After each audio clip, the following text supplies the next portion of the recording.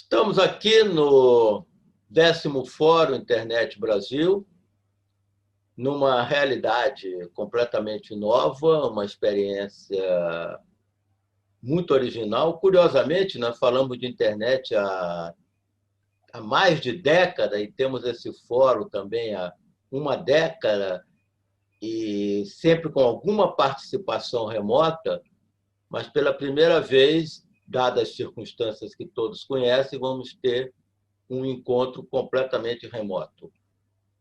E eu tenho a maior expectativa de que essa experiência vai ser muito positiva, ela se integra em toda uma experiência nova que a própria humanidade está tendo, né? Um salto que nós estamos dando no uso dessas ferramentas, e depois vamos ter que nos ajustar e ver o que foi bom, o que foi ruim, entende? Nesse novo normal.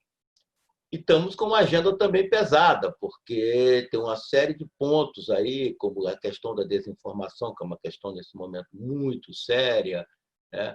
A questão da jurisdição internacional, que também é sempre um ponto que eu gosto de destacar. Então, tem uma série de aspectos que nós vamos ter que mergulhar no debate esse ano, e encontrar, não sei se soluções não vamos encontrar, mas pelo menos encontrar roteiros para encaminhar soluções. Eu quero dar boa-vinda a todas e todos e que tenhamos, de fato, um encontro de muito sucesso, de muitas ideias, de muita criatividade, de muito debate também, né, pela frente. Um abraço para todas e todos.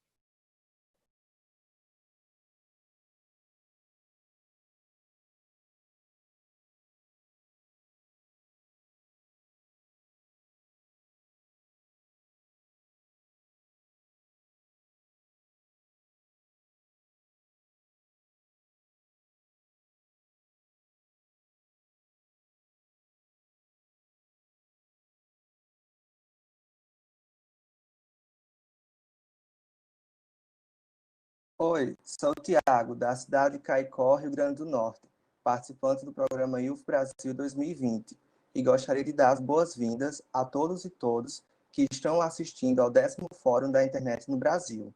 O programa IUF Brasil é também uma iniciativa do CGI.br, que visa fomentar a participação de jovens nos espaços de debate sobre governança da internet, com etapa de estudo dirigido em grupos e etapas de participação nos principais eventos sobre governança da internet, como este agora, o FIB10.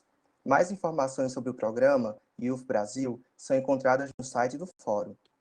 E agora, iniciaremos o workshop A Jurisdição Estatal na Internet, as dificuldades de responsabilização civil e penal de usuários que cometem ilícitos na internet. Receberemos perguntas e comentários pelo chat do YouTube. Elas serão respondidas, na medida do possível, após a fala dos palestrantes. Quem quiser o certificado de participação do FIB10 deve seguir as instruções disponíveis na descrição deste vídeo.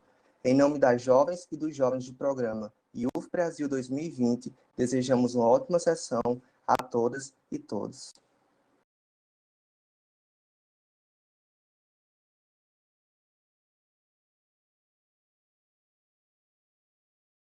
Boa tarde, meus queridos.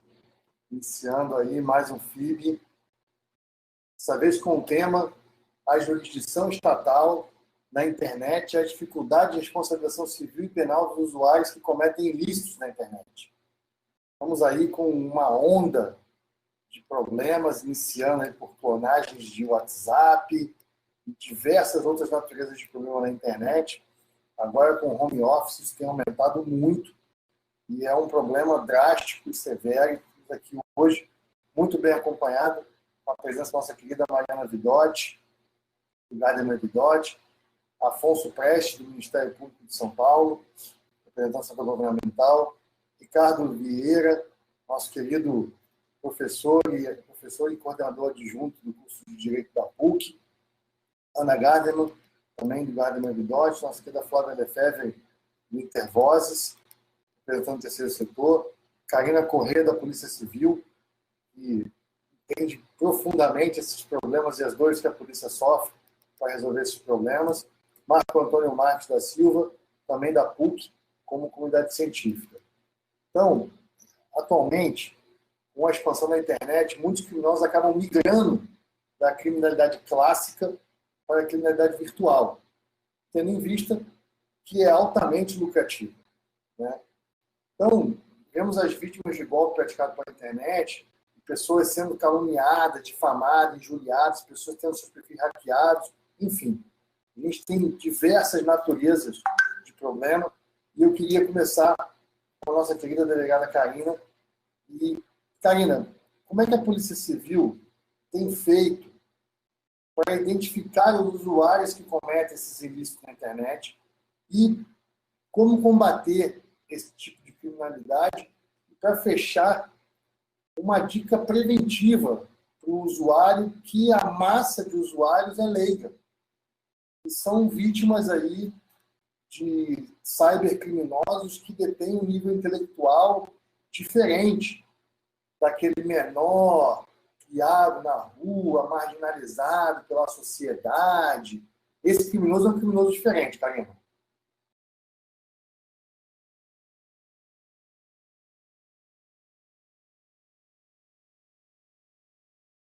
Karina? Boa tarde a todos. Bom, em relação a esse tema, que parabenizo, né, a propositura e o convite, agradeço. O que eu tenho a falar, né, em relação à Polícia Civil do Estado do Pará? O que ela tem feito no enfrentamento dessa criminalidade cibernética? Então, eu sou delegada de Polícia Civil aqui no Pará e desde quando eu entrei na polícia, a polícia ela já tinha uma iniciativa muito importante nesse sentido, que era uma divisão de prevenção e repressão a crimes tecnológicos, que na época eram poucas unidades no Brasil. Começou como uma delegacia, depois foi para uma divisão. Então, hoje nós temos essa divisão que foi elevada à diretoria. Então, nós temos uma ampla estrutura, tá, voltada para o enfrentamento especializado dessa modalidade criminosa. Então, a Polícia Civil, um dos cartões de visita dela é realmente essa unidade especializada que existe desde 2008, né, quando começou com delegacia, na época da Beatriz, dando início, né, trazendo esses termos, levando à população o surgimento desses crimes e fazendo o atendimento dessa demanda. Então, a Polícia Civil, em termos de enfrentamento especializado, porque é um enfrentamento especializado, tem trabalhado em algumas frentes. Uma é a capacidade técnica e o aperfeiçoamento dos policiais civis. Então, temos buscado capacitar os policiais civis que têm o perfil para esse tipo de investigação. E também buscamos, porque já há um corpo de servidores que atuam nessa área, e buscamos o aperfeiçoamento. Aliado a isso, também temos nos debruçado a questão da pesquisa científica para dar suporte às políticas implementadas, seja pela gestão, seja a unidade operacional. Uma frente muito forte, não só da questão organizada. Karina, em trazer novos policiais para essa área. Então, para vocês terem uma ideia, no curso de formação já há uma disciplina aos novos policiais sobre investigação de crimes cibernéticos. Então, o novo policial que ingressa na instituição, ele já vai ter noção e por ali já é possível a gente identificar possíveis policiais com perfis para atuar na diretoria especializada. Já falei sobre a estrutura e a tecnologia que ainda buscamos, mas realmente hoje nós já estamos bem avançados comparados a outros estados. E também buscamos uma outra frente, buscamos a cooperação entre empresas e instituições, porque realmente o enfrentamento, embora a polícia esteja aí chefiando, mas nós realmente precisamos. Não sei se dá para me ouvir bem. Então, a capacitação técnica é uma frente muito forte. A estrutura também, com a adoção de uma diretoria especializada, né? Só que tem um detalhe. Também, desde a época da criação da DPRCT, que era a Divisão de Prevenção e Repressão a Crimes Tecnológicos, havia uma preocupação com a prevenção também como uma medida de enfrentamento. Hoje, existe um termo muito utilizado, que é o cyber hygiene, que é a higiene cibernética. Então, é quando se busca conscientização acerca dessas... O que se observa? Que quanto mais a população está preocupada e conhece as ameaças, ela é menos tendente a ser uma vítima potencial de crimes cibernéticos. Então, essa parte também da prevenção, ela não pode ser esquecida. Ela tem uma atuação com projetos voltados para comunidades, para escolas, para empresas, tendo em vista que muitas empresas são vítimas de muitas fraudes por meio cibernético. Então, essa parte da prevenção, ela é fundamental na questão do enfrentamento do crime cibernético, não somente a repressão. E aí, você me perguntou também como combater esse tipo de criminalidade. Então, naquela época, que a delegada Beatriz encabeçou a questão do enfrentamento da criminalidade cibernética, ela sempre dizia que era importante também atuar na prevenção. Então, ela já estabelecia a questão dessas palestras, dessas instruções para as comunidades. E aí, eu pensando, porque são várias questões que envolvem os desafios desse enfrentamento, e aí, conversando com ela, que eu busquei uma visão global de tudo, tendo em vista a característica transnacional do crime cibernético. Então, conversando com ela, eu pedi o ponto de vista dela em relação ao combate, qual seria o caminho para esse combate de crime cibernético no mundo, tendo em vista que ela tem uma visão global, foi delegada de polícia, teve uma atuação local, atuou na Interpol e hoje lidera a inteligência cibernética de um banco em Singapura.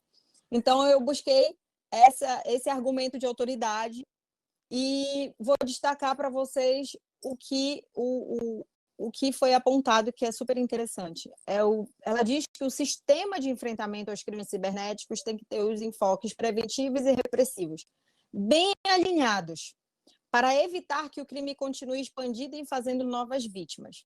Esse é o caminho, no meu ponto de vista. Concordo plenamente. Isso já era adotado desde a criação da unidade aqui, continua sendo adotado. Hoje temos a frente da diretoria de enfrentamento a cibernéticos, de estadual, e realmente essa dupla repressão e prevenção, ela é o que eu percebo, o grande caminho para se buscar não erradicar, mas enfrentar de uma forma especializada e também diminuir a ocorrência de crimes cibernéticos.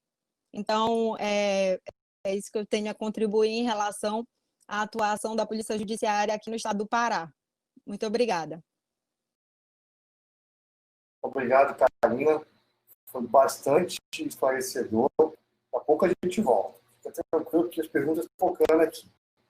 E eu queria passar aí para a Ana e para o Leonardo dividirem uma pergunta com relação aos provedores regionais de internet, né, que a Karina falou na outra oportunidade na segunda-feira, a gente vai falando sobre o Sengenat, 1.32, 1.64, o pessoal se sonda atrás dessa infraestrutura. Então, como a investigação isso,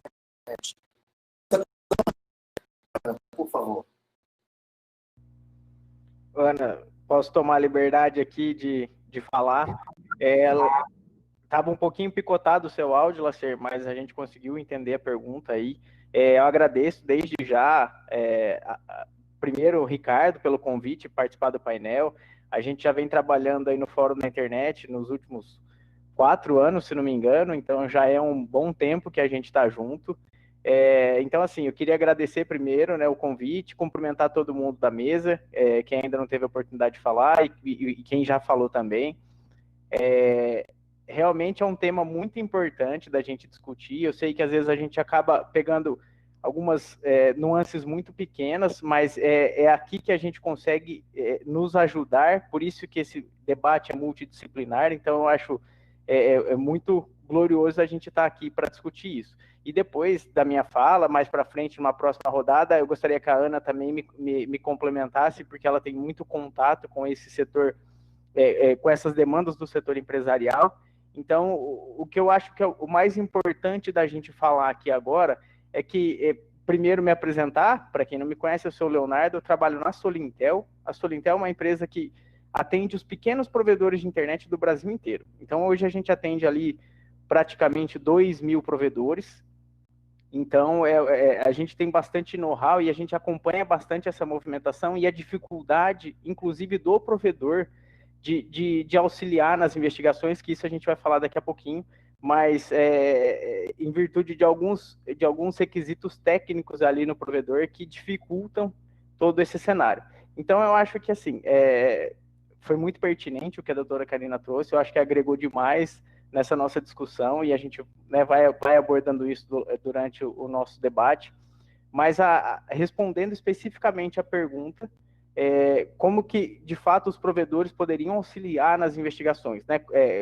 Como que a gente poderia encurtar o caminho que a polícia percorre até chegar nesse agressor, quais seriam os mecanismos que a gente tem hoje em mãos. Eu acho que o primeiro deles, e o mais importante aí, vamos chamar assim, seria o provedor cumprir o que está ali no Marco Civil da Internet. O Marco Civil da Internet já traz, na letra dali, muito bem escrita ali, todos os passos que ele tem para fazer a guarda dos registros, dos acessos, dos logs. Então, o provedor tem que ter esse cuidado, tem que armazenar pelo tempo adequado. Então, eu acho que esse é um primeiro ponto, né, da gente ter isso de fácil acesso em caso de uma investigação. Mas, além disso, e é o que a gente sempre discute, né, professor Lacier e Karina, a gente sempre discute, é a questão do esgotamento do IPv4. Então, hoje, os provedores têm essa dificuldade técnica do esgotamento do IPv4, que isso quer dizer, bem resumidamente, que a gente atribui um IP para vários usuários da internet, e não só um IP por pessoa, que seria o adequado. Então, no momento de uma investigação, que a doutora Karina pede lá, quem estava logado nesse IP nessa hora, nesse time zone e tal. O provedor vai e despenca 500 caras que estavam conectados lá. Então, isso dificulta muito a investigação, acaba deixando a investigação mais morosa ainda, né? Então, esse cenário decorre em virtude do esgotamento do IP, porque o provedor não tem outra saída, a não ser investir muito para que ele migre sua base toda de IPv4 para IPv6. Se ele conseguir fazer isso, esse seria um cenário, respondendo a pergunta lá em cima, então acho que seria esse um cenário muito adequado, ele conseguir implementar o IPv6 para cada usuário, que assim ele consegue identificar o agressor exatamente na hora que for requisitado pela autoridade competente. Mas para isso também, como eu já disse lá atrás, além dele conseguir identificar, ele tem que ter o registro lá da pessoa que cometeu aquele crime naquele momento e tal. Então, eu acho que a gente tem esses dois caminhos a percorrer, mas para o pequeno provedor de internet, que são a maioria do mercado hoje, se a gente for pegar em números de acesso, né, 60% dos acessos já são de pequenos provedores, eles acabam tendo uma dificuldade de recurso financeiro para a implementação do IPv6 e para outros quesitos técnicos que eles precisam mexer. Então, eu acho que falta esse incentivo, faltam se aplicar verbas, o governo destinar verbas, às vezes, para algumas outras coisas, ou facilitar o acesso ao crédito, alguma coisa assim, tá? Então, eu acho que se a gente conseguisse, cada um, mexer um pouquinho ali, eu acho que a gente chegaria no ideal que seria esse universo aí. Beleza? Lacer, eu acho que foi isso. Daqui a pouco a gente volta a debater, então.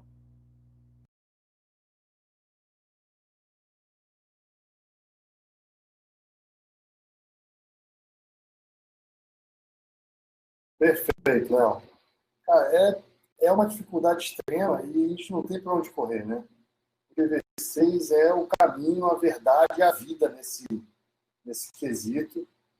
Não tem muitas alternativas nesse momento.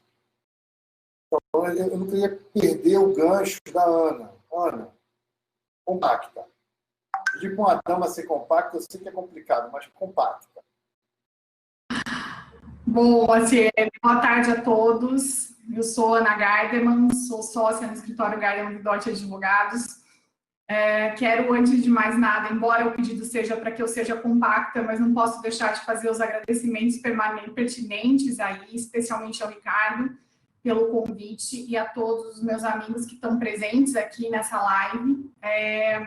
A minha complementação, realmente, o que nós estamos acompanhando é que os provedores fazem tudo que está ao alcance deles para ter esse controle do usuário que estava conectado naquele momento, no momento da ocorrência do crime.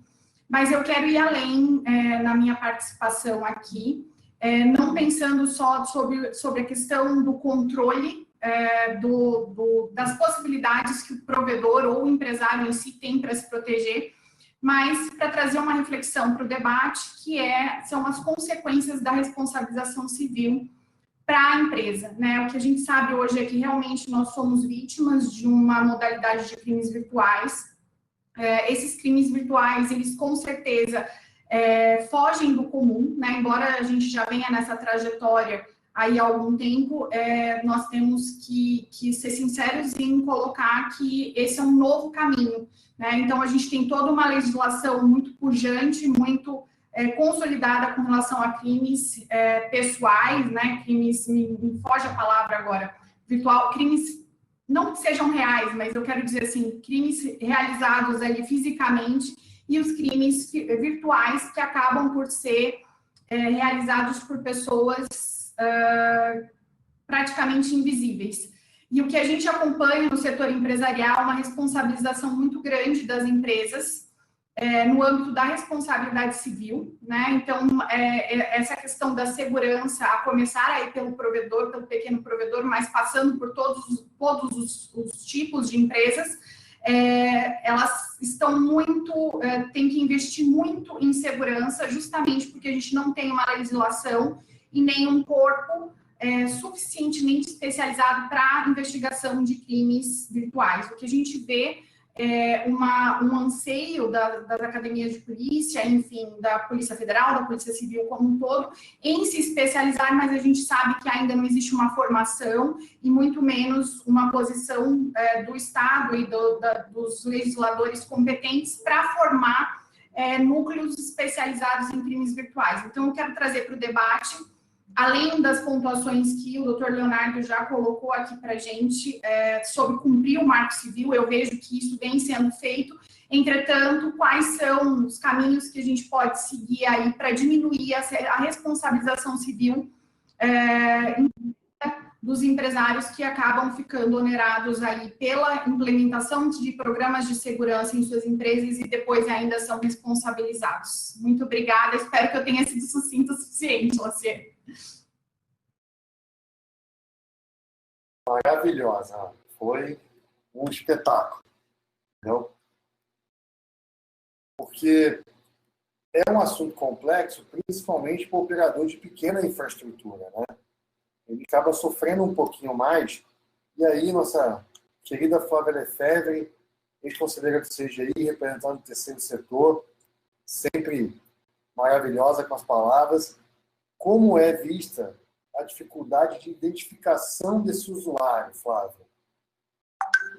Bom, antes de tudo, boa tarde a todas e todos. Obrigada, Ricardo, pelo convite, pela organização, pelo convite. E um prazer estar com todos vocês aqui mais uma vez, né? Eu queria, já que a doutora Karina já fez uma colocação bem específica, o Léo e a Ana também, a respeito dos provedores, queria dar uma tomada mais genérica e chegar em pontos, em problemas que têm acontecido recentemente e que foram já parar no Supremo Tribunal Federal, que dizem respeito a esses problemas que a gente enfrenta de jurisdição, né?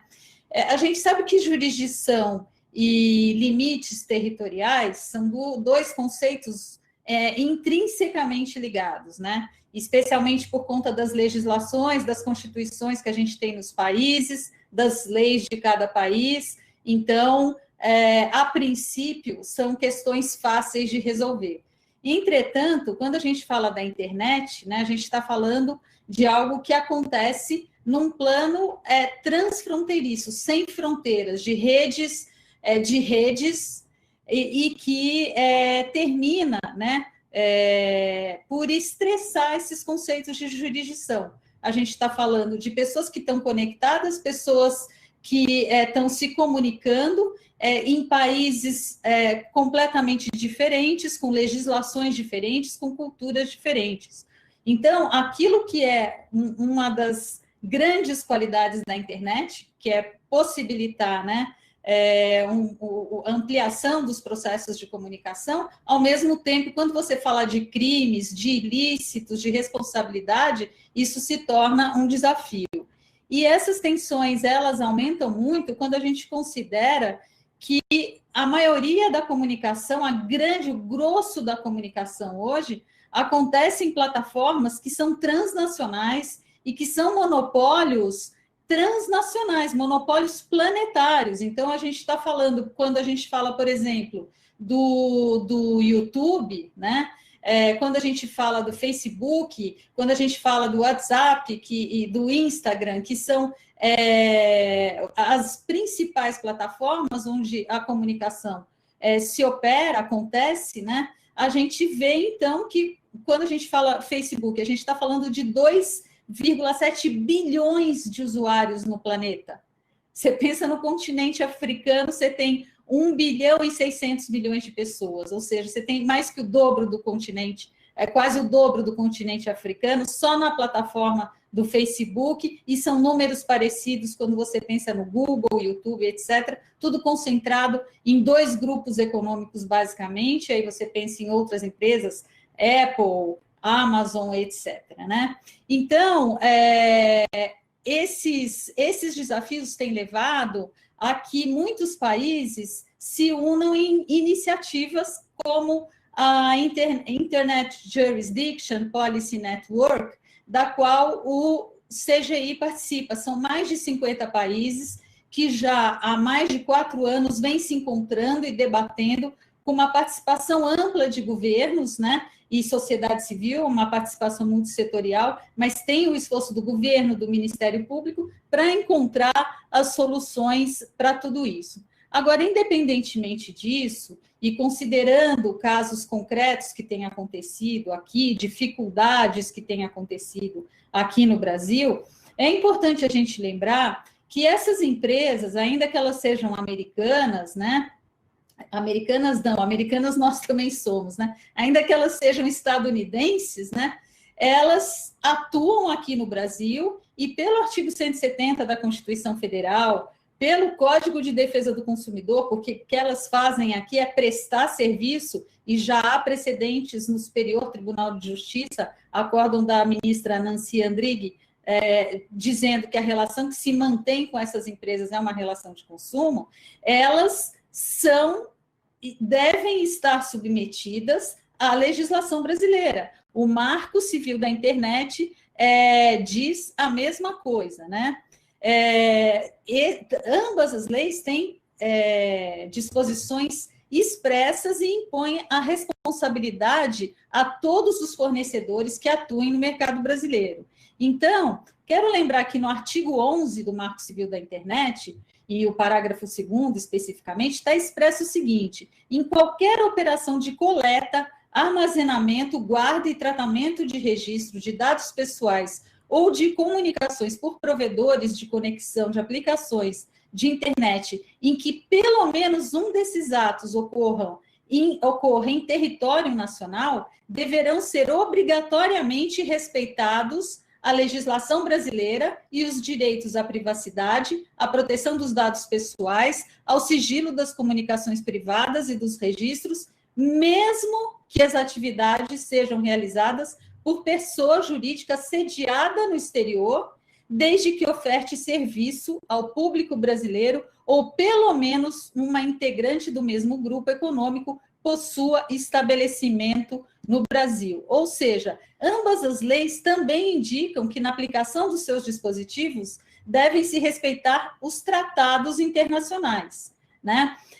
Devidamente internalizados pelos processos legislativos. É o caso, por exemplo, do Decreto 3.810 de 2001, que internalizou o Acordo de Assistência Judiciária em Matéria Penal, o EMILAT, né? O Mutual Legal Assistance Treaty.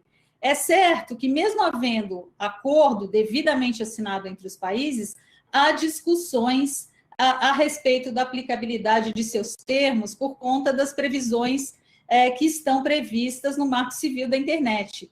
Por isso, já há a ação declaratória de constitucionalidade número 51, questionando o cabimento, requerendo, foi a CESPRO, né, a Associação de Empresas de Tecnologia que entrou com essa ação declaratória de constitucionalidade, reclamando que se respeite, por conta daqueles bloqueios de WhatsApp em decisões judiciais, que se respeite o EMILAT, porque foi internalizado por uma decisão, por um decreto legislativo. Agora, esses conflitos todos, né, eles não param. Eu quero trazer aqui o inquérito 4781 do Distrito Federal, no Supremo Tribunal Federal, instaurado pelo ministro Alexandre de Moraes, em que, para apurar, né, as fake news e os ataques feitos ao Supremo, né, por usuários da internet, e que ele determinou que suspendessem conteúdos e contas e páginas de determinados usuários, e o Twitter e o Facebook inicialmente resistiram a cumprir a decisão judicial, dizendo que a decisão do STF estaria extrapolando as previsões legais e que não haveria um respeito aos limites de jurisdição. E aí, o ministro Alexandre de Moraes, quero abrir aspas aqui para o que ele disse, que ele diz o seguinte: não se discute a questão de jurisdição nacional sobre o que é postado e visualizado no exterior, mas sim a divulgação de fatos criminosos no território nacional por meio de notícias e comentários por contas que se determinou o bloqueio judicial. Ou seja, em momento algum se determinou o bloqueio de divulgação no exterior, mas o efetivo bloqueio de contas e divulgação de suas mensagens ilícitas no território nacional, não importando o local de origem das postagens. O descumprimento doloso pelos provedores implicados indica de forma objetiva a concordância com a continuidade do cometimento dos crimes em apuração. Eu entendo que a decisão do ministro Alexandre de Moraes, nesse caso, está corretíssima, na medida em que ele deixou claro que os efeitos da sua decisão incidem para usuários com acesso à internet por IPs localizados aqui no Brasil. E isso é plenamente possível de ser feito pelas empresas, sendo que os sistemas e as tecnologias utilizadas pelo Facebook, no caso, são aptos a fazer esse recorte, essa identificação. Portanto, a resistência das empresas, nesse caso, me parece ilegal e injustificada, né? A gente precisa dar consequência ao que está previsto expressamente no Código de Defesa do Consumidor, no Marco Civil da Internet. Ninguém aqui quer desrespeitar o EMILAT, muito pelo contrário, mas a gente precisa definir esses limites. E com relação a acesso, saindo desse caso específico, que eu achei que a discussão foi importante, né, para a gente discutir essa resistência das empresas em cumprirem a legislação aqui no Brasil, eu queria passar para complementar o que o Léo disse com relação ao acesso de dados de usuários da internet, né, das aplicações e de acesso à internet, nos termos do que está previsto no Marco Civil da Internet, no artigo 13, né, quando trata de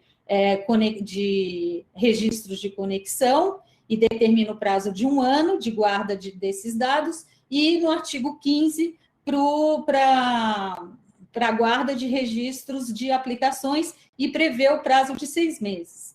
Queria lembrar o seguinte, ainda que nesses 2 dispositivos exista um limite legal para a guarda desses dados, esses mesmos dispositivos, 13 e 15 do Marco Civil da Internet, nos seus parágrafos, deixam muito claro que com uma ordem judicial, utilizando-se o poder de cautela, tanto do Ministério Público, de ir lá pedir para o provedor, olha, por favor, guarda isso aí por mais tempo enquanto eu vou no judiciário, pegar uma autorização para que seja guardado por mais tempo, o juiz pode determinar a guarda por mais tempo e nós entendemos ser extremamente importante que o acesso aos dados se dê com respaldo numa ordem judicial. Quero lembrar também que há exceção, também no próprio Marco Civil da Internet, que para dados cadastrais se dispensa a dispensa expressa da necessidade de ordem judicial, mas para outros dados de registros de conexão e registros a aplicações, é necessário, o Ministério Público e as autoridades administrativas podem chegar para o provedor, pedir para eles guardarem, vão buscar o respaldo da ordem judicial e a ordem judicial pode ampliar o espectro de guarda, inclusive, com base no poder de cautela do juiz. Então, eu acho que a gente tem bastante respaldo para fazer valer a jurisdição no Brasil e acho que a gente precisava investir mais também em que o judiciário se aprofundasse nessas questões, porque muitas vezes o judiciário excede, mas muitas vezes o judiciário também não vai até onde poderia ir. Então, eu acho que falta a gente implementar a cultura. Quero lembrar que o Comitê Gestor da Internet no Brasil tem um GT, né, que trata do relacionamento com o Poder Judiciário, e então eu acho que o CGI tem trabalhado nesse sentido, promovido seminários, promovido debates, feito materiais, publicado materiais, e a gente precisa aprofundar a cultura do que sejam todos os direitos que estão previstos no Marco Civil da Internet. Fico por aqui e me coloco à disposição para qualquer pergunta depois. Muito obrigada. Perfeito, Flávio. Foi profundamente esclarecedor e na medida. E agora, deixei o Alfonso Prestes para o meio da palestra, porque, como Procurador de Justiça do Ministério Público de São Paulo, como é que o Ministério Público vê esse tipo de criminalidade? E uma pergunta que eu sempre quis fazer. Você já teve alguma dificuldade em processar algum cybercriminoso? Vamos lá. Boa tarde a todos. Muito obrigado pelo convite. Agradeço enormemente, em especial ao Ricardo, que fez esse convite. Mais uma vez, é muito bom ver o doutor Marco Antônio aqui conosco, meu eterno professor, meu eterno desembargador do Tribunal de Justiça do Estado de São Paulo. Rendo minhas homenagens a todos. Esse assunto é um assunto bastante complicado. Eu queria ter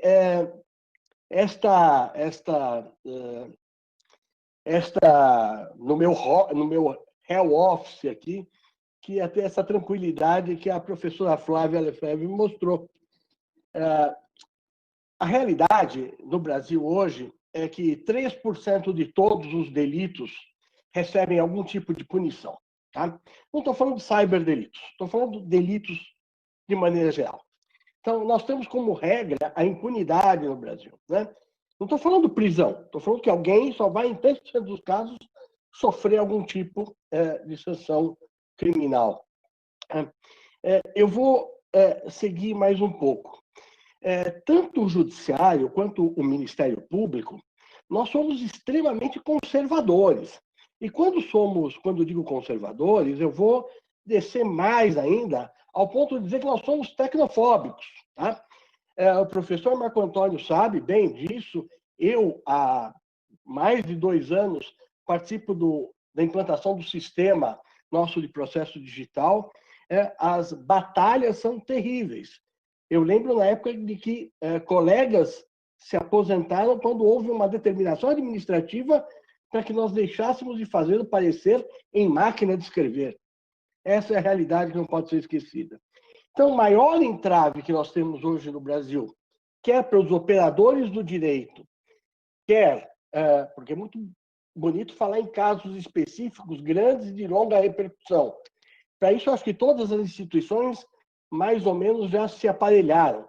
Mas é interessante que a gente perceba exatamente o seguinte.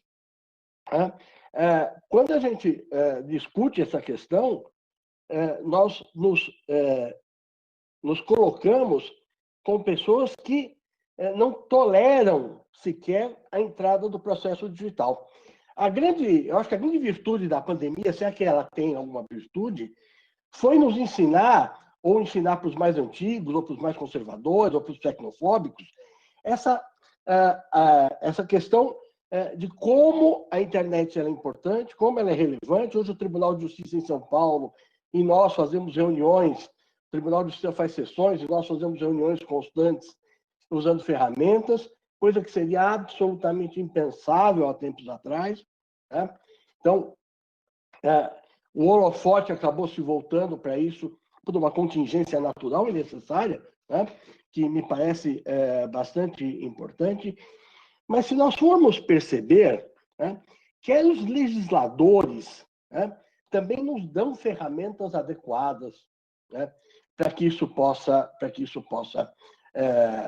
crescer, para que a gente tenha um índice de combate adequado.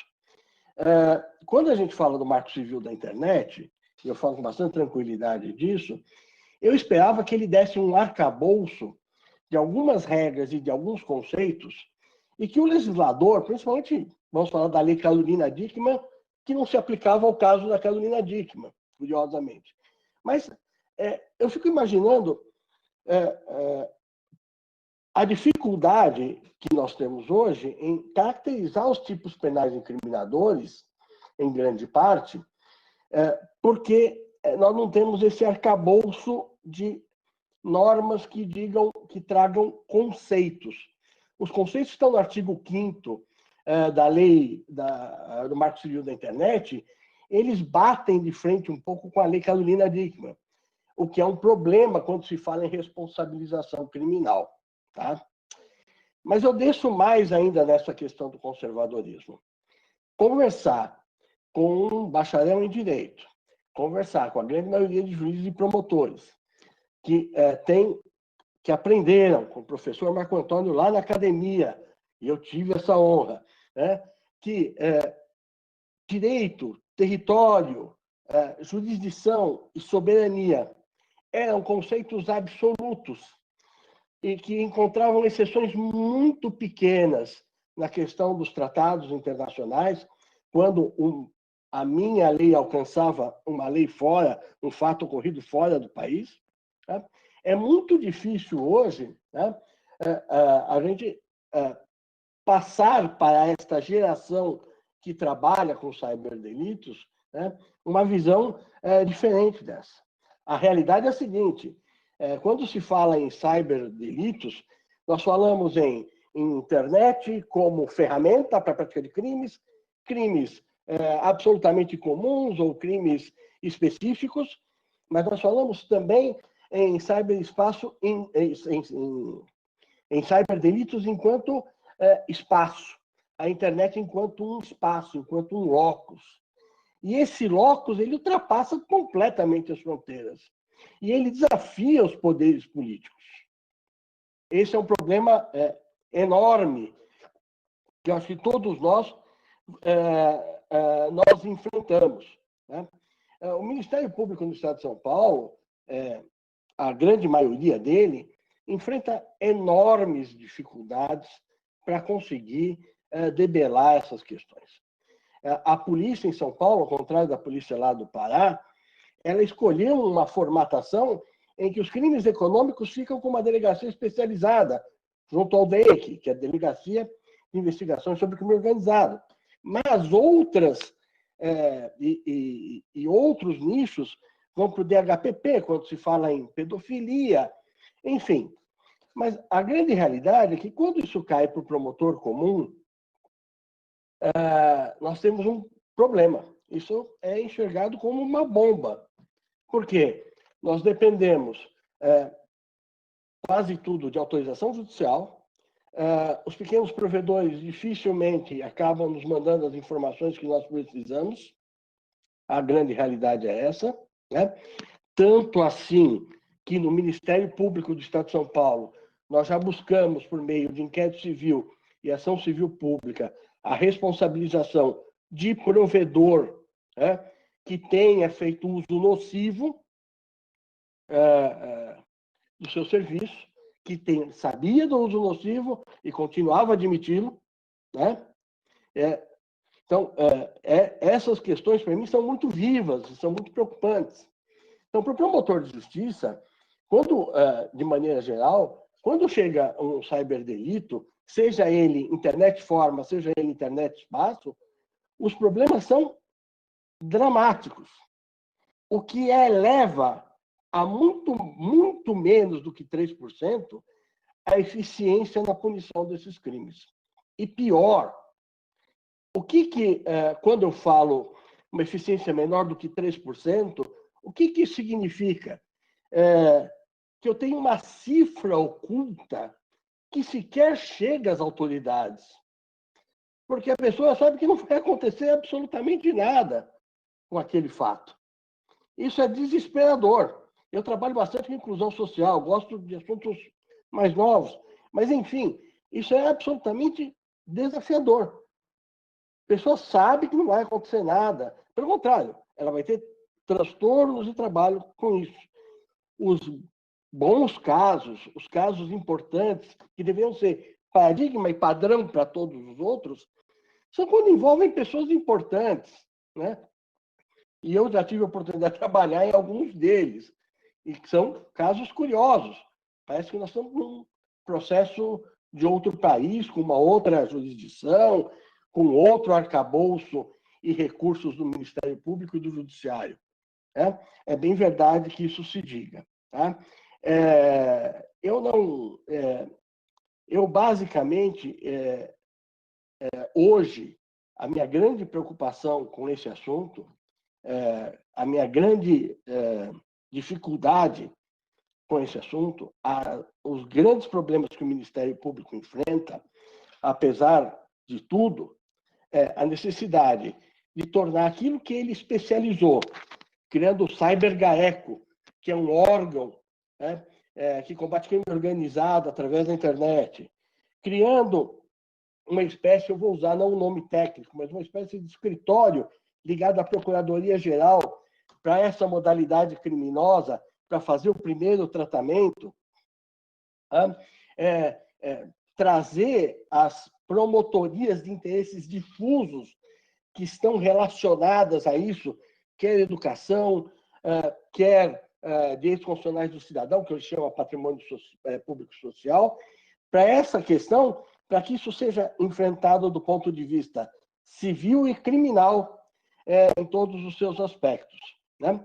Mas as grandes dificuldades hoje do operador do direito, falo com 30 anos de Ministério Público, tenho trabalhado na primeira instância, segunda instância, sempre no crime, falo com tranquilidade o seguinte: em primeiro lugar, nós temos uma deficiência legislativa enorme. Nós precisamos em assuntos muito novos ou em assuntos muito específicos, como drogas, por exemplo, nós temos toda uma legislação paralela que nos dá suporte para a aplicação da lei, que não vai dizer que aquele fato é atípico, né? Nós precisamos de normas penais em branco que nos ajudem e uma tipificação mais consentânea com as necessidades que nós temos hoje dos crimes cometidos pela e na internet, né? Eu digo mais uma vez, lugar e ferramenta, né? Em segundo lugar, nós precisamos efetivamente que os operadores do direito, promotores, juízes, delegados de polícia, de maneira geral, que estão acostumados aos crimes cruentos, é isso que nós fazemos todos os dias, que eles sejam capacitados cultural, né? E efetivamente não só cultural, mas capacitados para lidar com conceitos, para essas novas formas de criminalidade, para essas novas formas de lesão à antijuridicidade, ao ordenamento jurídico como um todo. Essa capacitação ela é fundamental. Sem ela, nós continuaremos com índices baixíssimos e a internet continuará sendo no Brasil terra de ninguém, que é a grande impressão que todos têm hoje, né? E, por fim, eu queria trazer aqui uma preocupação que o Ministério Público tem aos montes, né? Nós temos ainda a Dark Web, né? E temos a Deep Web. São duas questões gravíssimas para aqueles que trabalham, para as instituições que trabalham, não só no sistema de repressão penal, né? Mas também no sistema judiciário como um todo. Não há corpo qualificado, e se eu chegasse hoje e perguntasse para os meus 300 pais, procuradores de justiça, quantos teriam conforto para falar sobre Deep Web ou Dark Web, né? Nenhum deles se sentiria confortável. Aliás, nenhum deles se sentiria confortável em definir o que é um IP. Nenhum deles se sentiria confortável esta capacitação cultural da nova demanda que surge, né? O direito trabalha por décadas, né? Mas a velocidade da informação é cada dia maior. Essa necessidade de capacitação cultural, né? E doutrinária para combater esses crimes e combater os ilícitos outros decorrentes do mau uso disso, ela é fundamental. Então, eu não consigo olhar esse fenômeno de uma outra forma, senão por este momento, senão por este ponto de vista, né? Acho as decisões paradigmáticas como essa do ministro Alexandre de Moraes extremamente importantes, mas elas não vêm no dia a dia, elas não vêm nos casos pequenos, né? Dificilmente eles chegam a esse grau de jurisdição e com uma declaração dessa natureza, né? Então, essas são, na verdade, as preocupações que eu teria para trazer, agradecendo desde já a paciência de todos de ter me permitido colocar essas ponderações. Muito obrigado. Perfeito, mestre. Foi bastante profundo, porque é uma curiosidade que a gente tem, porque estão nas entranhas da lei, né? Nas entranhas da operação legal. E queria passar a bola para o nosso querido Ricardo. Como a comunidade científica tem abordado a jurisdição transnacional de questões relativas à internet? Boa tarde a todos. Eu vou inverter. Primeiro vai o professor Marco Antônio falar e aí depois eu entro. Pode ser? Sem problemas. Professor Marco Antônio, como a comunidade científica enxerga essa criminalidade do ciberespaço? Bom, em primeiro lugar, eu começo agradecendo o convite na pessoa do Ricardo Vieira de Souza e do Lacier Dias. É uma honra estar aqui com todos. Agradeço as palavras de elogios do meu estimado amigo, professor também universitário e procurador de justiça Alfonso Prestes, e todos aqui presentes. É uma honra.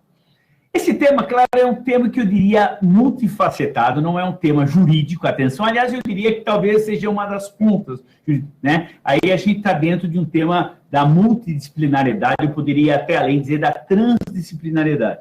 Quando a gente começa a pensar nesse tipo de tema, a primeira coisa que me vem à cabeça é a história da educação digital.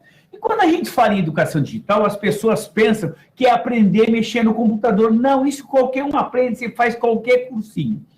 É comportamento, ética, moral, como respeitar o outro. Por quê?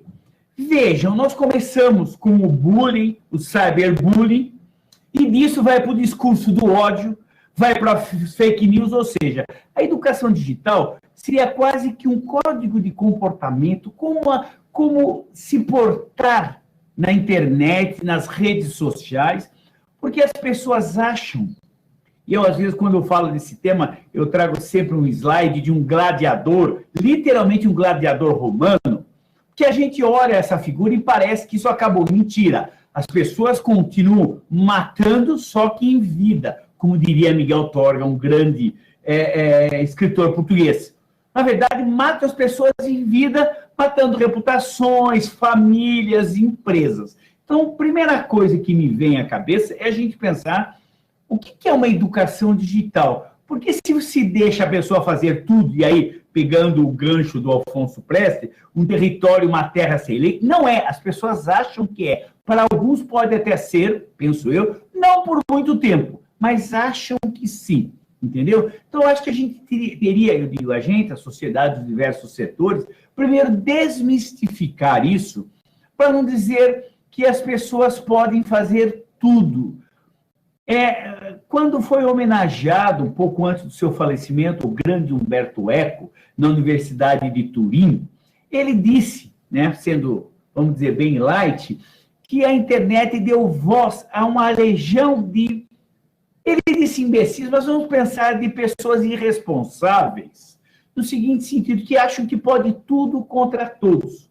E por quê? Porque aí entram 3 elementos da internet que estão na questão da criminalidade, que na internet eu não tenho presencialidade, não estou ali na frente da minha vítima. Então o sujeito se acha poderoso porque está distante, aliás, pode estar num outro ponto do planeta.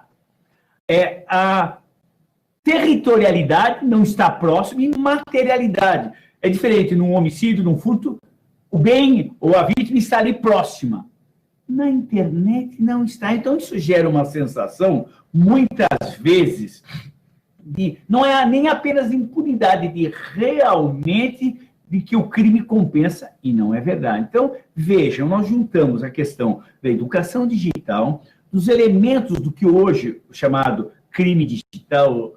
Eu vou pedir licença, eu uso uma expressão bem portuguesa, eu sou descendente também de português, e para mim é muito caro, cibercriminalidade, porque ciber é um radical grego, quer dizer sítio, local. Claro, quando a gente brasileiro adora o estrangeirismo, adora falar em cybercrime, então eu falo cybercrime, cybersecurity, mas para mim a cibersegurança é um grande elemento que, qual que é a grande dificuldade? A gente encontrar uma fórmula adequada de como investigar, prosseguir e punir. Embora eu acho que o caminho da sociedade democrática, de um Estado de Direito democrático no Brasil, não é necessariamente a punição, é uma resposta, e essa resposta, sim, pode, com caráter pedagógico, educativo, evitar que voltem a cometer delitos. Vejam, hoje em dia a gente tem um grande problema, eu estou falando da transdisciplinaridade, eu estou voltando, que as famílias acham que o filho está em frente ao computador, está no quarto dele, está quietinho, não tem problema nenhum. Tem e muito. Nós sabemos.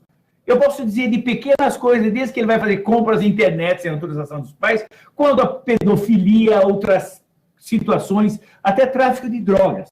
Nem vou entrar na discussão da Deep e da Dark Web. Mas vejam, à primeira vista, a gente vive uma sociedade de risco. Indiscutível. Só que esse risco sempre existiu. Não é que, não, a internet trouxe o risco. História. Ela só potencializou. A globalização, e por sua vez a internet, potencializou riscos com o quê? Com o avanço científico, tecnológico, populacional, Qual era o risco de alguém ser atropelado na Avenida Paulista, aqui em São Paulo? Na década do século XVIII, quase nenhum, só passava carro de boi. Qual é o risco de hoje em dia? Mesmo passando na faixa de pedestre aberto para ele, tem o risco de ser atropelado, e muitas vezes o é. Então, vejam, sociedade de risco sempre aconteceu e foi potencializado com isso. A questão do marco civil da internet, eu também concordo com o Alfonso, não trouxe elementos, instrumentos, pelo menos para a área penal. Para a área civil, eu sempre gosto de lembrar o artigo 7º, né, que dispõe que o acesso à internet é essencial ao exercício da cidadania e assegura os direitos. Eu acho que isso talvez seja quase que uma espinha dorsal do marco civil da internet, o artigo 7º, onde dá a estrutura de cidadania e os direitos que são assegurados ao usuário. Então, é muito interessante que, quando a gente fala desse tema, eu gostaria de lembrar, no tocante aos chamados crimes cibernéticos, sejam eles próprios ou impróprios, que o que se visa proteger? Confidencialidade, integridade e disponibilidade do sistema. Eu vou pedir licença para discordar, não discordar, mas pelo menos fazer um porém aí com a professora Flávia e com o Alfonso Preste, que é o seguinte: esse inquérito do Supremo, para mim, é um monstro jurídico, com devido respeito. Estou falando academicamente. Porque pensem comigo, como é que a própria vítima, ela pode investigar, ela determina providências, ela dá medidas e depois ela vai julgar? Olha, na época, Torquemada sairia ruborizado dessa situação. O judiciário é um garante da democracia. Para isso existe a polícia, para isso existe o Ministério Público, órgãos competentes, eficazes, inclusive previstos na Constituição. Mas, para não dizer que não falei de flores, só para lembrar disso daí. Nós temos um vácuo legislativo? Eu não tenho dúvidas quanto a um vácuo legislativo no que diz respeito à resposta penal. Atenção, eu não quero falar necessariamente somente em punição, mas resposta penal, um efeito pedagógico, que eu diria não é nem a coação, é a coerção, é o estado psicológico que faz com que a pessoa não vá cometer o crime, porque sabe que tem resposta. Se não tem resposta na internet, as pessoas imaginam ou podem pensar de forma enganosa ou enganada que não teria responsabilização nenhuma. Claro que a gente acaba trabalhando em âmbito internacional com a chamada Convenção de Budapeste, que dá elementos que eu não vou falar. O professor Ricardo Vieira de Souza, um especialista nessa área, a internacional, também pode falar a respeito, pode nos dar elementos para que a gente possa trabalhar nesse sentido. Mas o que eu penso é que tem que haver um entendimento na sociedade para que a gente não fique cada vez mais toda hora achando que o direito penal é a resposta para tudo. Eu tenho certeza que não é. Aliás, um grande professor, meu amigo, com quem eu tive a honra de fazer pós-doutoramento na Universidade de Coimbra, em 2004, José de Faria Costa, ele diz o seguinte: que uma sociedade que quer ser democrática, liberal e justa deve ter quanto menos direito. E aí ele fala, e quanto menos direito penal, melhor ainda. Porque a gente não pode ficar imaginando que todo problema deva ser resolvido com direito penal, com pena, com cadeia. Não, não, não. Com educação, com orientação. E a internet precisa, no meu sentir, realmente de uma regulamentação específica, isso precisa, não há questão. Vejam, o Regulamento Geral de Proteção de Dados entrou em vigor em maio de 2018 na Europa. Aqui no Brasil, na sexta-feira passada. Talvez a partir dessas regulamentações também, a gente possa construir o que eu tenho pensado nos últimos anos, que um direito administrativo sancionador é muito mais do que um direito penal simbólico, do terror, ou que não tenha eficácia. Então, talvez esse seja uma ideia de uma construção coletiva da sociedade, que a gente não precise ficar tolhendo, punindo ou criando a cada situação uma nova norma, e pior ainda, uma norma penal. Eram essas as minhas considerações. Eu queria agradecer mais uma vez o convite e cumprimentar a todos. Obrigado. Professor, extraí várias perguntas do que o senhor disse. Estou rezando aqui para dar tempo de fazer todas. E queria agradecer aí ao professor Marco Antônio, professor titular da PUC, e passar para o meu querido Ricardo com essa abordagem à jurisdição internacional de questões relativas à internet, Ricardo. Como que está esse tópico? Boa tarde a todos. É sempre um prazer estar no Fórum da Internet. Eu gostaria de saudar os assessores do CGI, o Carlinhos Secone, o Marcelo Lobo e a Luísa Mesquita, que eles nos propiciam de estar aqui e auxiliar a gente a poder falar, trazer conhecimento, transmitir aí a todos um debate muito bom. Queria cumprimentar o Lacier Dias, que é conhecidamente aí um grande professor, trabalha na área do setor empresarial, com os pequenos provedores, é nosso professor convidado do curso de Direito Digital da PUC São Paulo.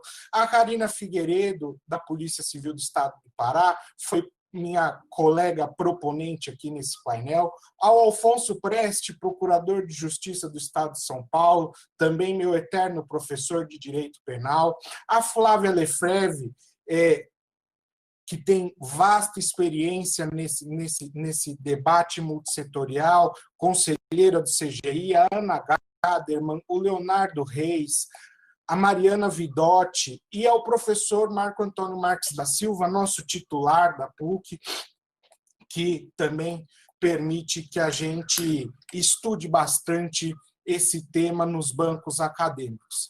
Como foi dito, eu acho que eu quero trazer uns vieses a respeito da tecnologia e da internet. A internet ela tem que ser entendida, o fenômeno internet, como do ponto de vista tecnológico, sociológico e do direito, porque ela envolve as relações sociais, envolve a tecnologia e envolve as leis. E a gente precisa ver isso. Hoje, como se sabe, a gente pode se comunicar, falar com as pessoas de diversas partes do mundo. E hoje é muito fácil você se comunicar com alguém. Pode ter, por exemplo, nesse fórum, alguém nos vendo na Turquia, no Japão, nos Estados Unidos, enfim.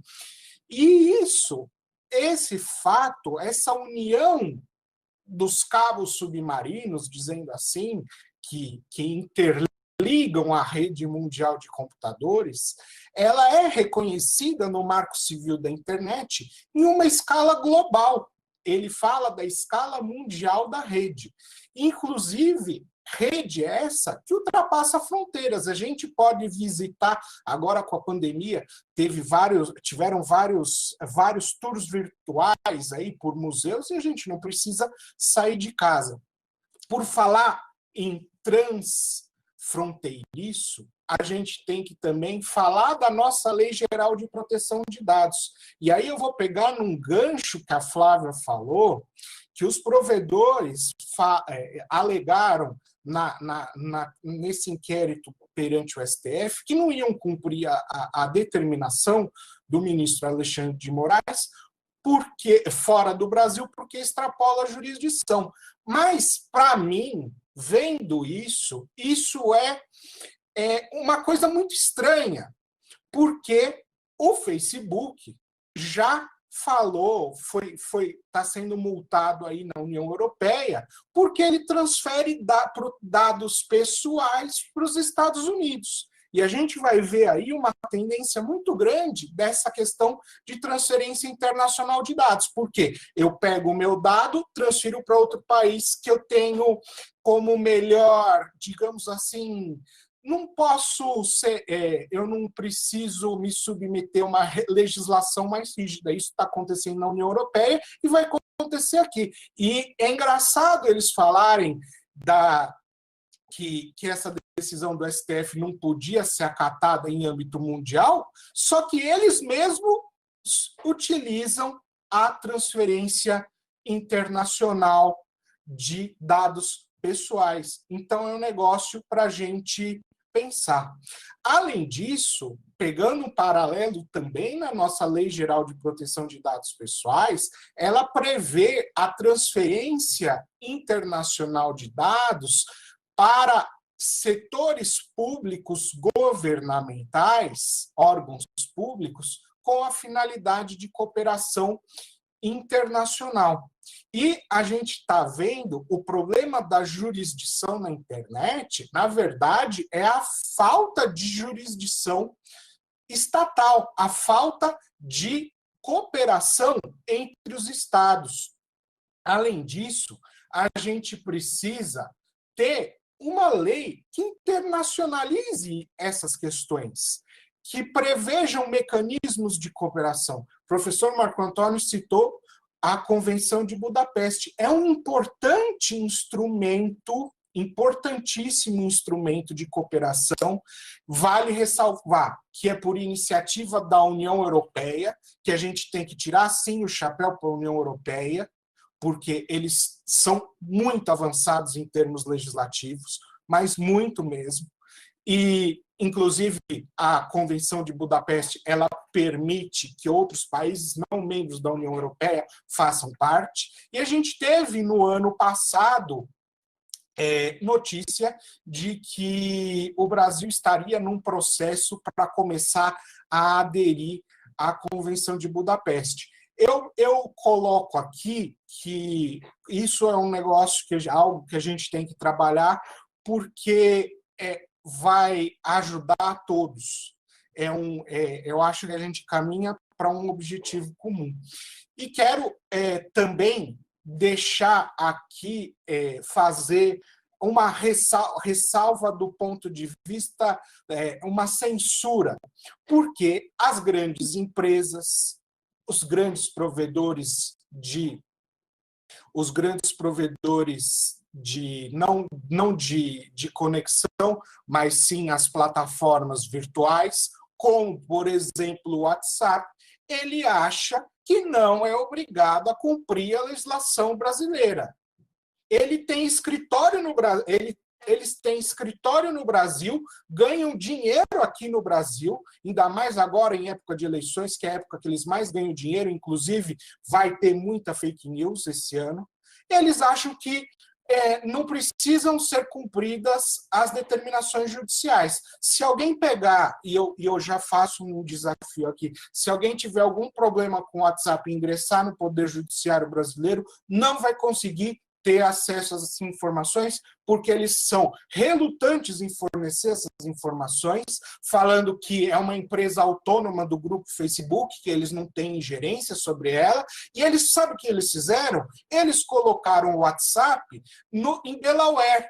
Delaware, por quem não sabe, é um estado norte-americano que é quase um paraíso fiscal, porque tem a tributação inferior a 0%, se encaixa numa resolução da Receita Federal, e eles estão lá só por questões meramente fiscais. E eles acham que estão acima de tudo e de todos, que eles não precisam cumprir as legislações brasileiras. E aí a gente cria um vínculo de impunidade, porque, que nem disse o doutor Alfonso, quando chega lá na ponta, a pessoa comum que teve um perfil clonado, que foi vítima de um estelionatário, que utilizou um WhatsApp para perpetrar esses golpes, não vai conseguir os dados porque o conglomerado Facebook acha que o WhatsApp é uma empresa à parte e que eles não estão obrigados a nada. Essa fala foi um pouco mais incisiva, mas só que é uma crítica, uma censura a não quererem cumprir a legislação brasileira. Adorei, Ricardo. Maravilhoso. Precisamos que batam nessa tecla, né? E agora a gente tem o tempo um pouquinho mais achatado. Vou pedir para o pessoal ser mais... Pedir para o pessoal formado em Direito ser mais sintético é complexo, mas vamos fazer aquela força. Delegada Karina, temos uma pergunta aqui da internauta Franciele Pinheiro. Na fala do nosso querido Alfonso, ele colocou que desses 3% que consegue, depois eu vou pedir para o Alfonso dar uma complementada, né? Existe uma maioria de punições de pessoas pretas, pobres, essa é a pergunta da Franciele, não foi o Alfonso que falou. Batalhas judiciais muito facilmente jogadas ao encerramento, até mesmo nos casos cibernéticos. A senhora tem indicadores diferentes desses 3% de punição? Ou é menos? É mais? Eu fiquei preocupado com esse 3% agora. A gente trabalha tanto para ajudar a polícia. Karina, com você.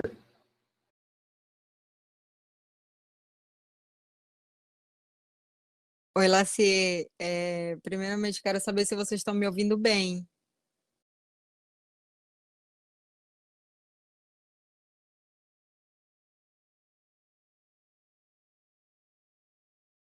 Sim, estamos ouvindo bem. Então, né? Tá. Eu não tenho o dado específico daqui do estado do Pará, tá? Mas o que eu posso dizer é o seguinte: eu acredito, também tem outro detalhe: a população de São Paulo ela é infinitamente maior do que a população do Pará, então, com certeza, o meu dado, com certeza, esse grau de resolutividade, né, de resposta, deve ser diferente. Mas, como ele até fez um comparativo, doutor Alfonso, que lá eles dividiram, né? E aqui não, aqui a gente tem uma divisão, hoje uma diretoria com várias divisões e várias delegacias. Então, tudo se concentra lá.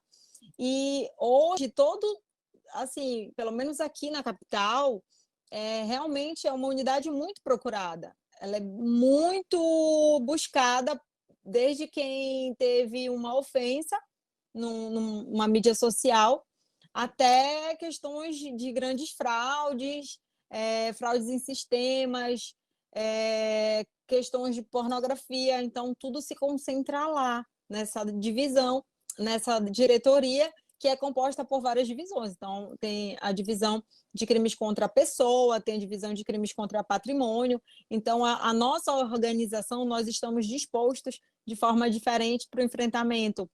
Como eu falei lá no início, que a gente adotou um enfrentamento especializado mesmo. Então, eu não tenho esse dado, infelizmente, mas eu acredito que aqui, pelo menos pelos 4 anos que a gente atuou, a gente conseguia, assim, não conseguia atender todos, a gente tinha outras dificuldades, às vezes de inviabilidade técnica mesmo, tinha dificuldade com a questão do provedor, que não estava aqui, sempre tivemos dificuldade com o WhatsApp, tá? Facebook era tranquilo, mas o WhatsApp realmente era uma situação muito complicada. Eu gostei muito, por isso que eu gostei muito da fala do Rick, porque realmente eu assino embaixo de tudo que ele falou. É uma coisa que a gente sente muito, essa dificuldade de retorno, né? E uma das coisas que eu acho que não só para a Polícia do Pará, mas para toda e qualquer polícia, até mesmo federal, a cooperação ela é fundamental na resolução dos crimes. Então, não adianta eu ter uma equipe capacitada, não adianta eu ter estrutura, mas se eu consigo atender as minhas representações judiciais, tenho sucesso, tenho uma decisão na mão, mas só que não consigo ter resposta do provedor mesmo com decisão. Então, a vítima ela não vai entender que foi uma inviabilidade técnica porque o pequeno provedor não tinha lá o dado que eu precisava. Ele vai pensar que foi ineficiência da polícia e não foi. Então, assim, é muito complexo o universo da não resolução dos casos. Mas resolve mais do que 3%. Pelo menos esse é o universo. Olha, eu vou arriscar. Aqui é bem mais, viu? Aqui é bem mais. Inclusive, muitos cybercriminosos eles vão embora do Pará, porque aqui a gente prende. Eles vão para São Paulo. Alfonso, eu queria só complementar com uma outra pergunta que também foi colocada para mim aqui, se existe um auxílio técnico, porque o promotor é formado em direito. Muitas vezes ele não tem nenhum conhecimento e nem tem a obrigação de conhecer tecnicamente os meandros de um cybercrime. Existe um apoio técnico, existe um corpo técnico de engenheiros para poder ajudar a tomar a decisão do promotor? Vamos lá, vou tentar rapidamente sintetizar essas duas questões de forma fácil. Seria interessante que nós chamássemos o NEV para falar sobre isso. O NEV, que é o Núcleo de Estudos da Violência da USP, tem um setor próprio para tratar sobre a questão dessas estatísticas. Essas estatísticas dos 3% não são minhas, tá? Empiricamente, eu te diria que São Paulo deve ter um índice de resolução menor a 3%, mas eu não estou dizendo do que é comunicado. Eu vou pior ainda, né? Do que é comunicado, 3% tem algum tipo de resposta penal. Mas eu desço para trás. Há uma cifra oculta, né, que o NEV, por ser um instituto de antropologia, basicamente, se dedicou a analisar. Né? Isso é muito importante para a gente. Né? Entender exatamente isso. E vou seguir ainda dizendo o seguinte, enquanto a gente fica no nosso gabinete, deixando que a sociedade ela caminhe normalmente, enquanto nós não temos uma atividade proativa de buscar esse fato, de agir preventivamente, de agir como o professor Marco Antônio falou, indo, por exemplo, no grupo nosso de educação e fomentando políticas para essa criminalidade menor ligada à internet, nós vamos ter, sem dúvida nenhuma, a internet ainda continuando a ser terra de ninguém. A ONU, alguns anos atrás, catalogou e disse que a impunidade é o maior fator criminógeno do mundo. E quando aí o professor Marco Antônio coloca a impunidade, eu já digo, professor, eu sou exceção no MP, eu sou garantista, eu não sou dos mais, pelo contrário, eu sou dos mais liberais, vamos dizer assim. Existe um corpo técnico para ajudar na tomada? E nós temos um corpo técnico, sim, para cuidar disso. Além do CyberGaeco, que nos subsidia, nós temos um organismo chamado CAEX, e que se repete na maioria dos estados, tá? Com outros nomes, que nos subsidiam o suficiente para isso. O problema é a demanda chegar como ela deveria chegar. Importante as pessoas denunciarem também, né? Sem dúvida. Não quer se expor. Professor, muito obrigado.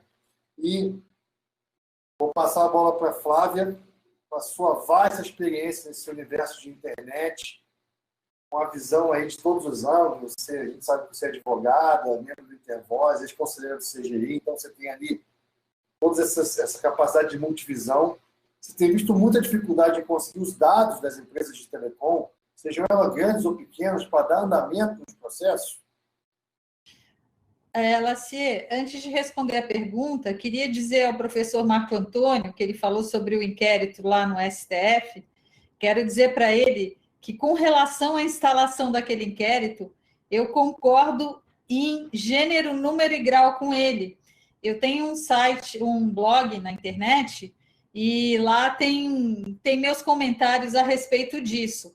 Quando eu fiz referência àquele inquérito, eu pensei ali, e até tem um post a respeito disso, onde eu digo, olha, eu não vou entrar nem no mérito do inquérito, porque a legalidade daquele inquérito, infelizmente, foi julgada no STF, porque ela foi questionada, a legalidade de como aquele inquérito foi instaurado, e eu concordo que aquele inquérito não poderia ter sido instaurado daquele jeito, instaurado por quem era vítima, quem ia julgar, enfim, ali tem uma distorção enorme, né?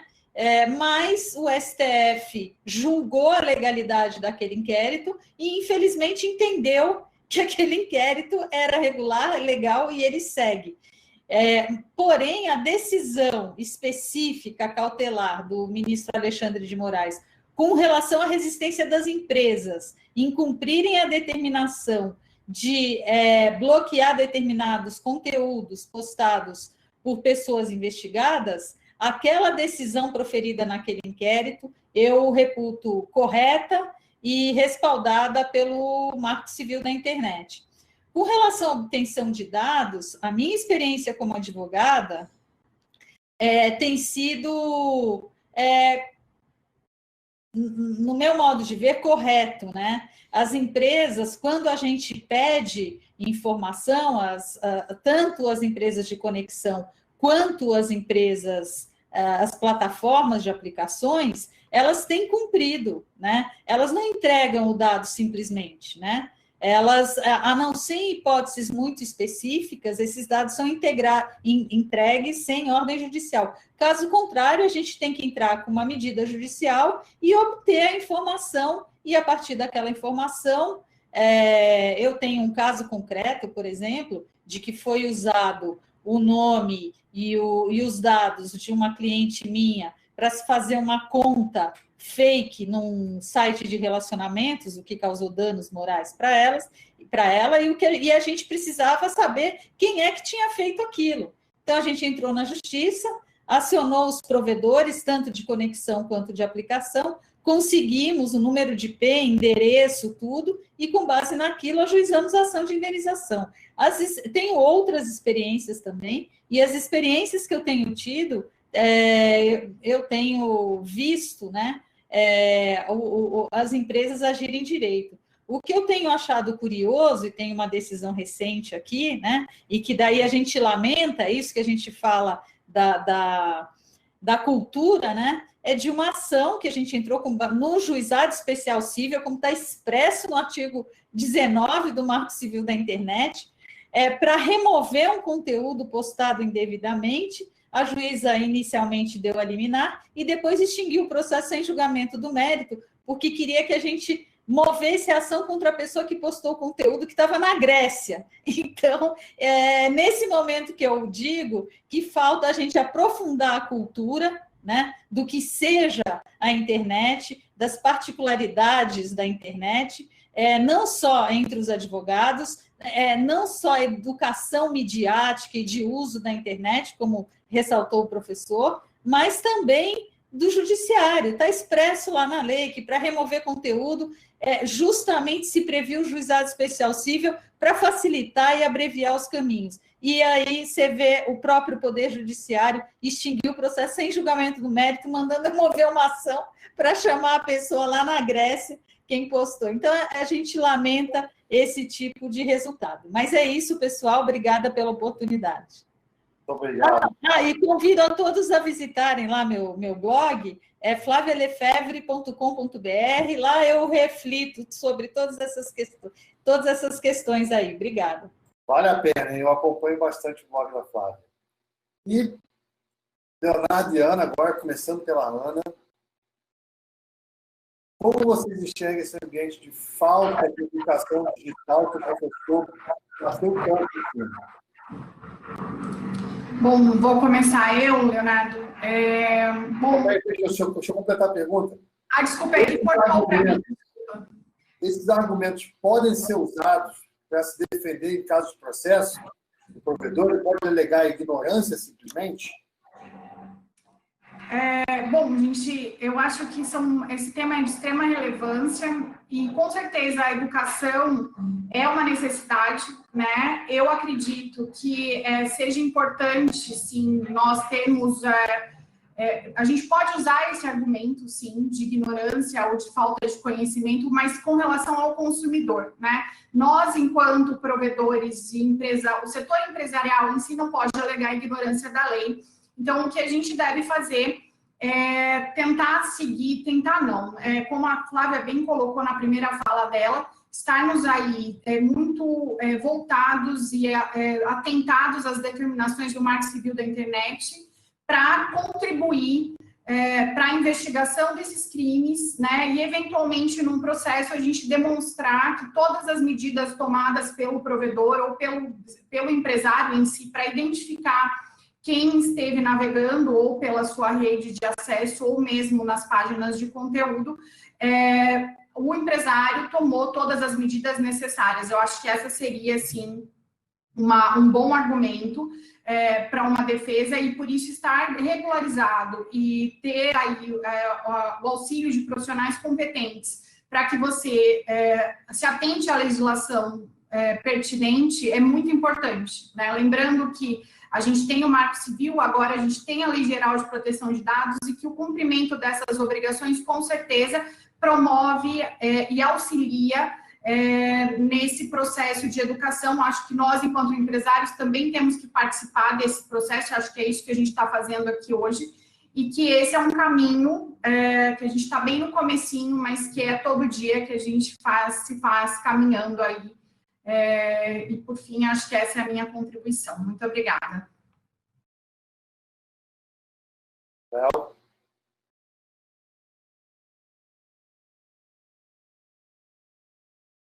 Vocês estão ouvindo o Leonardo?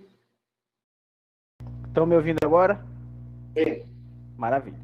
A Ana muito bem respondeu aí, acho que ela esgotou muito bem a pergunta, mas eu só queria complementar para dizer o seguinte, ela até mencionou isso, mas nós, como operadores da lei, já temos uma dificuldade muito grande de interpretação, né, de implementação dessa ou daquela regra. Então, eu acredito que, na medida do possível, além de buscar o conhecimento, a gente delegar isso na mão de quem entende. Então, eu acho que sempre que possível, para o provedor ou para qualquer empresário, ele buscar esse conhecimento fora, porque até você conseguir entender tudo aquilo que está na legislação para cumprir aquilo lá, às vezes se passou muito tempo, ou você acabou incorrendo em alguma situação, né, irregular por conta disso. Então, assim, entrega na mão de quem entende, deixa o cara trabalhar em cima daquilo e toca a tua empresa aí, vai crescer, vai vender e deixa na mão de quem sabe fazer isso aí. Só essa complementação, o resto a Ana já bateu muito bem aí. Perfeito, Léo. E eu não poderia deixar de convocar o professor Marco Antônio. É uma questão que ele bateu veementemente sobre a educação. E essa educação que, muitas vezes, nós, professores, gostaria que tivesse vindo de casa, né? O senhor acredita que os pais pecam em deixar os filhos na frente dos computadores, dos celulares, como se fossem aqueles antigos e inofensivos videogames? E aí a gente recebe verdadeiros monstrinhos na sala de aula para domá-los e tentar educá-los novamente? Lacerda, para concluir, veja, vou pedir de empréstimo aí orientações e lições da minha esposa, a professora Vani, que é psicóloga jurídica, professora na PUC também nessa área. Vamos começar pensando o seguinte: todos nós, até os menos jovens como eu, fomos educados olhando assim, a gente foi educado olhando aqui. Veja, olhando para baixo. Essa nova geração, eles são educados olhando para frente. Começa uma diferença de visão de mundo. Pode parecer que é pouca coisa, não é. A gente, para escrever, para ler, a gente olhava para baixo. Eles olham para frente, ou como dizem, além, para o além. Só que essa pandemia, eu vou juntar esses elementos para a gente, só para amarrar rápido. Até essa pandemia, os psicólogos, pedagogos, educadores, até diziam, olha, a gente tem que ter um certo limite com relação à participação das crianças no mundo virtual, no mundo digital. Veio a pandemia, jogou todo mundo de cara, de frente para o mundo digital, aula, escola. Olha, nós passamos a viver uma contradição. Então, a gente precisa buscar exatamente esse equilíbrio. Não é para proibir, como até alguns estavam pensando, outrora, até um pouco tempo, mas também não é para soltar, para imaginar ou delegar a educação, o comportamento, não só das crianças, atenção, de todos. Eu costumo dizer, meu querido amigo Alfonso Prestes, o Ricardo um pouco mais novo, mas também, eu sou professor na PUC São Paulo há 38 anos. 38 na graduação, 26 no mestrado e doutorado. Eu costumo dizer, a minha grande dificuldade quando eu chegava em sala de aula era fazer o povo ficar quieto. Que eu estava conversando com o outro. Hoje, qual que é a dificuldade quando você chega fisicamente em sala de aula? Eles olharem para a gente, exatamente, Alfonso. Porque está todo mundo olhando para o celular, para o smartphone, para o notebook, para o iPad. Quer dizer, ninguém mais está olhando ao redor. Está olhando para si, quase que para o próprio umbigo. Será que isso ajuda na socialização, no comportamento, no desenvolvimento social, educacional, escolar?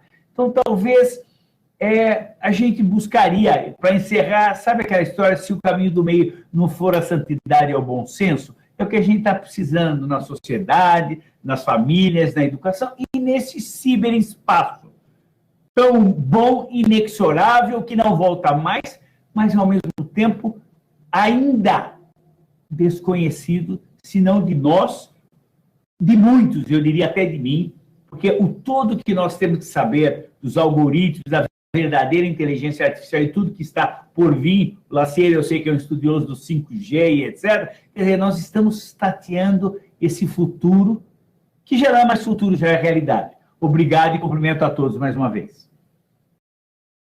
Maravilhoso, professor. Muito, muito obrigado. E queria aí fazer uma recomendação. Vai ter o QR Code de avaliação, já que a gente está se aproximando aí no final do nosso FIB 10.